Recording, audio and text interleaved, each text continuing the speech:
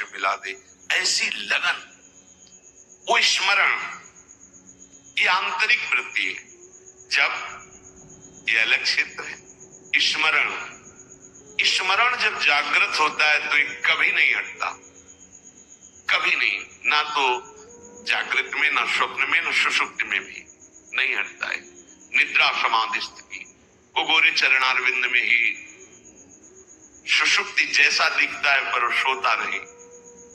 हर समय प्यारी जू की मधुर स्मृति पूर्ण विश्राम स्थल है उसके लिए। जितनी विधियां हैं, जितने निषेध हैं शास्त्रों में, ये करो ये ना करो, उन सब का फल है तुम्हारे हृदय में भगवत स्मृति जागृत हो जाए। संपूर्ण शास्त्रों के स्वाध्याय का, ज्ञान का फल है भगवत स्मृति जागृत हो जाए। जैसे गीता जी पूरी सुनने के बाद अर्जुन जी ने कहा, नष्टो मोहा स्मृतिर्लब्ध्वा त्वत्प्रसादान् मयाच्युतः। हे अच्युत, हे गोविंद, आपके कृपा प्रसाद से मोह नष्ट हो गया, स्मृति जागृत हो गई। स्मृति, हम लोग परिवार की स्मृति में, भोगों की स्मृति में मगन है। देख लो, स्मृति बिना प्रयास के होती है। हम परिवार के चिंतन के लिए पद्मासन लगा के नहीं बैठते, भोगों के चिंतन के लिए हम कोई चेष्टा नहीं करते। बिल्कुल बाह्य चेष्टा रहित अंदर में पूरा का पूरा चिंतन भोगों का, परिवार का, सुख सामग्रियों का जैसे चल रहा है, ऐसे जब भगवत स्मरण चलने लगे, ये बात बन गई। यश स्मरण मात्रेण, तभी लिखा है स्मरण मात्रेण जन्म संसार बंधनात् विमुच्यते। जिनका स्मरण मात्र जन्म और मरण के चक्र से छुटा देता, विमुच्यते।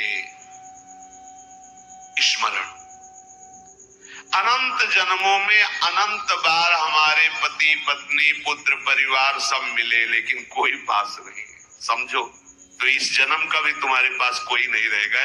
ये केवल एक जादू का तमाशा जैसा रच गया है, ये माया का तमाशा है। वो मायाधीश ऐसी माया रचता है। हम तुम तो बहुत छोटे बुद्धि वाले हैं। ज्ञानिनामपि चेतांस देवी भगवती हिसाब बलादा कृष्ण मोहाय महामाया प्रचति। बड़े बड़े ज्ञानियों के चित्त को बलात् अपनी तरफ आकर्षित करके भ्रम पैदा कर दे, उसे कहते हैं माया। दैवी हर्षा गुणमयी मम माया दया। तुम्हारी माया बाजी पसारी विचित्र, सुनिमुनि मोहे काकी कोड। किसकी गोद में बैठकर आपका विस्मरण हो जाता है? माया की गोद में। तो किसके बल से बलवान है माया? आपके बल से। इसलिए जब तक आपका कोई आश्रय नहीं लेता, तब तक माया के चाल को समझ नहीं पाता है। अनंत बार तुम्हारे माँ हुए, पिता हुए, परिवार हुए, बिछुड़ गए। इस जन्म में भी वैसे ही है, बिछुड़ गए। ना कभी वो रूप था, ना कभी वो रूप मिलेगा। बीच में जो भास रहा है वो श्री कृष्ण ही उस रूप में है। जिस रूप को तुम माता पिता परिवार मान रहे हो, मेरा प्रभु है, ऐसा मान लोगे तो जीवन मुक्त हो जाओगे। नहीं मानोगे तो मोह में फंस करके फिर दुर्गति को प्राप्त होगे। अनंत बार ये मैं, ये मेरा कह करके तुम मरते रहे और तुम्हारा मोह बंधन दृढ़ होता रहा। अब तो समझ जाओ, इस जन्म में एक बार तुम थोड़ी हिम्मत करो और हृदय से, सच्चे मन से प्रभु श्री कृष्ण को, श्री हरि को अपना मान लो। एक बार हृदय थोड़ा मजबूत करो। ये मजबूत होता है सत्संग से। और पुकारो कि प्रभु मेरे हो आप, पुकारो मीरा जी की तरह, मेरे तो गिरधर गोपाल दूसरो न कोई। है ही नहीं दूसरा। जैसे आप कहे तो फिर ये सब वास्तविक नहीं है, केवल भास रहा है। तो हंसी आती है जब वो दिखाते हैं, तो हंसी आती है कि वाह बड़े प्रवीण हो आप, छुपने में बड़े प्रवीण हो। छुपा छुपी का खेल, ऐसे छुपे हुए तुम जान ही नहीं सकती। ये प्रभु हो सकता है भला? वो है, वही है। मत्ता परतरम नान्यस् वासुदेवा सर्वम ईशावास्यविदम सर्वम यत्किंच जगत्याम जगत। पर कैसा छुपा छुपी का खेल खेल रहा है वो दिखाई नहीं दे रहा। यदि इस जन्म में तुम हमारी बात मान गए तो दशा बदल जाएगी तुम्हारी, ये रोना मिट जाएगा। ये जो हम अभाव में रो रहे ना, ये हो जाता तो ठीक है, ये हो जाता तो ठीक है, ये हो जाता तो ठीक है।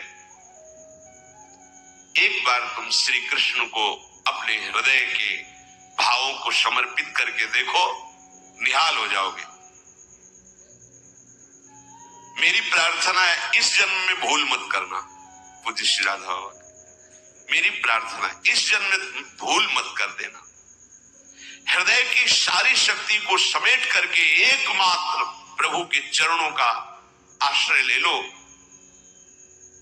फिर कृपा में तुम्हें कैसे चलाते हैं तुम देख लेना।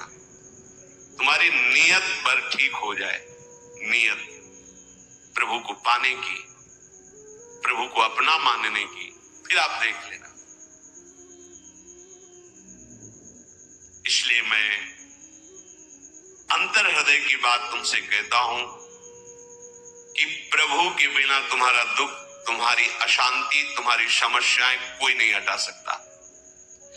ये तुम भूल मत करो कि कोई ऐसे हाथ कर देगा, कोई तुम्हें फूल माला दे देगा, कोई जंतुर दे देगा, कोई कुछ कर देगा।